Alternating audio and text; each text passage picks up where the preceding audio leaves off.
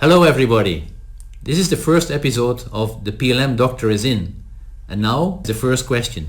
PLM Doctor, my question is, I'm at least involved in a lot of implementations on PLM. One of the difficult tasks that I face is how do I calculate or how do I measure ROI on the implementation that I'm doing?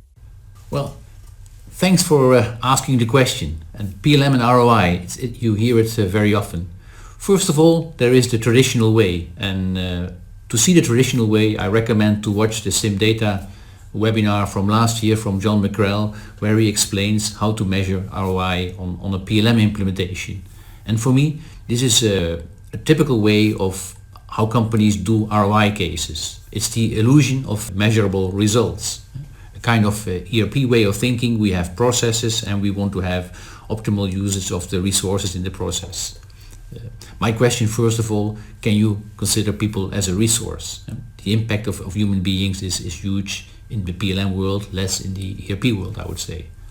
But of course, you can measure. But before you can measure, you need to have a baseline where you compare. And this is often the case that companies don't measure their baseline. They don't know exactly how they are operating. And to give some guidance, an important point to analyze is the cost of non-quality. How many iterations, how many rework you have, and in which stage of the product life cycle, because late changes are much more expensive than early design changes. And what is the type of scrap, what are the issues coming from the field? These are points you can measure because they are probably related to numbers. So that's part of the traditional, I would say, ROI of PLM. PLM is contributing very much to product quality and to make sure that your product comes in a standardized way out to the field. But what about PLM is also important is that you're creating an environment for new ways of working. For me, PLM has always been an enabler to work different because you start sharing data, people have to work together, and working together means breaking down the linear processes and the silos of traditional working. And what we've seen, working together in one environment is difficult to achieve.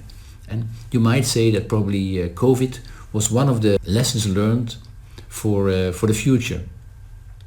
Now people are forced to work together because they have to work from home and they can only be digital connected. A lot of investment has been done in several companies to make this work, and people had to change because it do or die somehow, you could say. It was survival.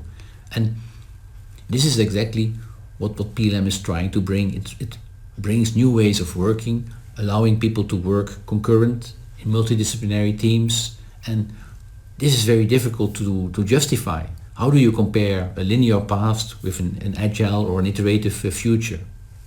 Still, there are estimates. Where to invest. Is time to market an issue? Then, as we learned, make sure you are better connected to your suppliers, that you are removing barriers of delays because you are waiting for a result. Work on a common set of information.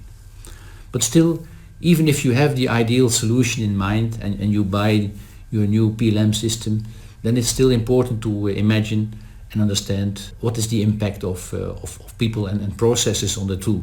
And for this I point to the Gartner benefits curve, which you might have seen in my blog before. It shows that if you only have a technical solution implemented without any change, probably there is no ROI or the ROI is very low. But if you're able to improve your processes together with the new tool, then you get a much better ROI. And the best case, of course, if you can adapt your ways of working and your culture, your organization, then you will find the highest ROI. So to conclude, in PLM, there is for sure a balance needed to justify an investment in PLM, in the ROI. However, creating a hockey stick graph showing the benefits is a piece of cake, I would say. There is always efficiency gains, and if you calculate the numbers, you will find an ROI.